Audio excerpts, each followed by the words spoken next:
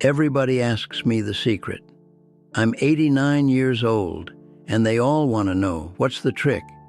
How did I make it this far with my mind still clear, my heart still light? They expect me to talk about kale or yoga or some vitamin they can order online. I eat what I like. I walk when I feel like walking. That's not the secret. Come closer. The secret is this: you choose. Every morning when your eyes open before your feet touch the floor, you make a choice. You can let the weight of yesterday crush today. Or you can decide right then that this day will have its own light. Most people never learn this. They think happiness is something that arrives after the struggle ends, but the struggle never ends. So they spend their whole lives waiting for a peace that never comes. I didn't wait, I chose. And that's why I'm still here, still noticing the way sunlight hits dust in the air, still laughing at my own foolishness. Before you think I had some charmed life, let me tell you what I carried. I was 19 when I saw my best friend die in a muddy field overseas. One moment he was humming a song his mother taught him. The next, nothing. Just silence where a boy used to be. I came home with his dog tags in my pocket and a hollow feeling in my chest that lasted 10 years. I didn't talk about it. Men didn't then. We just drank and worked and pretended the hole wasn't there. I married a woman named Sarah when I was 24. She had hands that could fix anything: a torn shirt, a broken chair, my bad mood. We built a life slowly, carefully. Then one winter, pneumonia took her. Just like that. 38 years old. I was left with a 10-year-old son who looked at me like I might disappear too. For months I moved through our house like a ghost. I made breakfast. I went to work. But I wasn't really there. My boy learned to make his own lunch because I kept forgetting. The third thing, this one was my own doing. When my son was 30, we had a fight about something stupid: politics, religion. I don't even remember now. What I remember is the look on his face when I said, "Fine, don't come back until you grow up." He left, and for 7 years, he didn't come back. 7 years of holidays with an empty chair. 7 years of hearing his voice only on voicemail, brief and polite. I told myself I was right. Pride is a comfortable prison until you realize you're the only one inside. So don't tell me you've suffered. I know suffering. But here's what I also learned. Suffering doesn't have to steal your tenderness. That's lesson 1. Write it down. After Sarah died, I had a choice. I could let grief turn me to stone, and for a while I did. My son would ask me a question, and I'd just stare past him. One afternoon, he tried to show me a drawing he made, a rocket ship with my name on it. I didn't even look up from my newspaper. Later that night, I found the drawing crumpled in the trash. Something broke open in me then, not dramatically, just a quiet crack. I realized, if I don't choose to be present, I will lose what's left of my life while I'm still living it. So the next morning I made pancakes, burnt them badly, but I sat with my boy and ate every blackened bite. And I looked at him, really looked, when he talked. It wasn't magic. It was a decision. Day after day, I chose to show up even when I felt nothing, especially when I felt nothing. That's the work nobody tells you about. Joy isn't a feeling that washes over you. It's a practice you build with small, stubborn choices. Lesson number 2. Write it down. The people who matter won't leave because you're broken, and the people who leave because you're broken, they weren't staying for you anyway.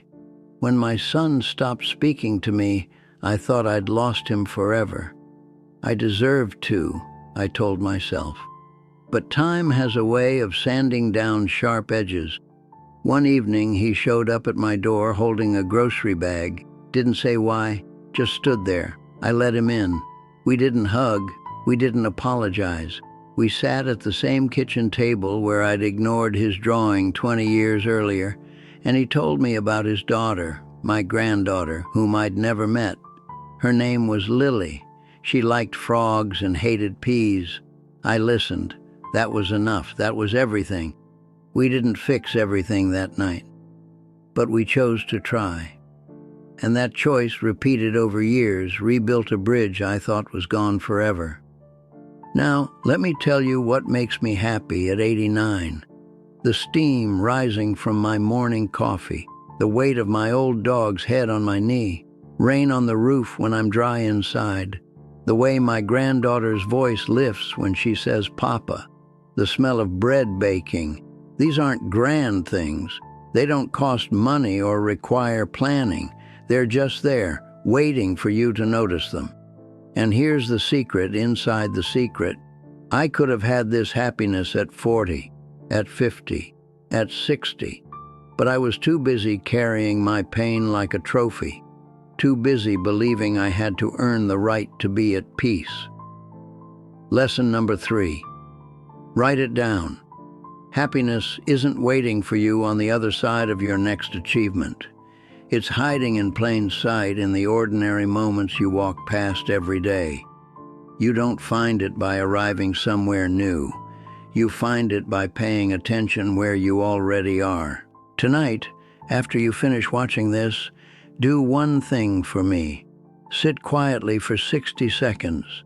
Find 3 small things that are true right now, not big things. The way your shirt feels against your skin, the sound of a car passing outside, the fact that you can take a breath without thinking about it.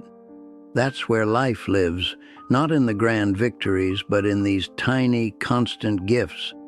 I lost my friend in a field. I lost my wife to illness.